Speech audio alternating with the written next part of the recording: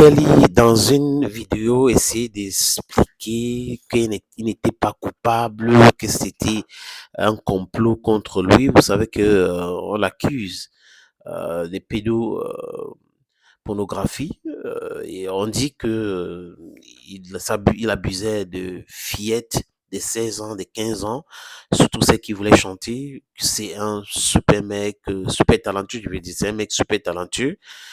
Il écrit des belles mélodies. Donc, si les jeunes filles qui veulent chanter, le contact, ils amènent dans ce studio. Et après, il abuse de ces fillettes-là. Avec Alia, on connaît bien l'histoire d'Alia, ces jeunes filles qui étaient mortes dans un crash de jet privé du côté des États-Unis. Et à l'époque, tout le monde savait qu'Alia était mineure. Donc, la justice avait mis la main sur R. Kelly. Et là, les amis, la condamnation à 20 ans de prison de R. Kelly pour pédopornographie a été confirmée. Alors que R. Kelly, c'est lui, bon, franchement, quand on connaît I Believe, I Am the Strongest, We Can Fly, il avait fait appel pour contester le verdict rendu en février 2023.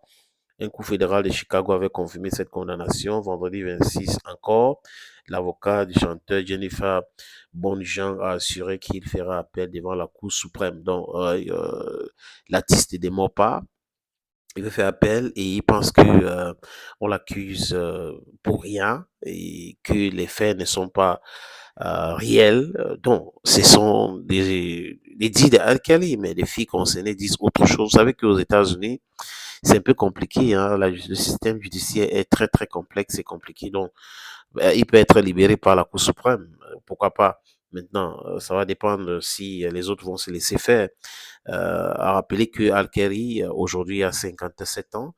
Il avait déjà été condamné en juin 2022 à 30 ans de prison pour crimes sexuels. Donc, ça tourne autour des crimes sexuels avec Al-Kheri tout le temps, tout le temps.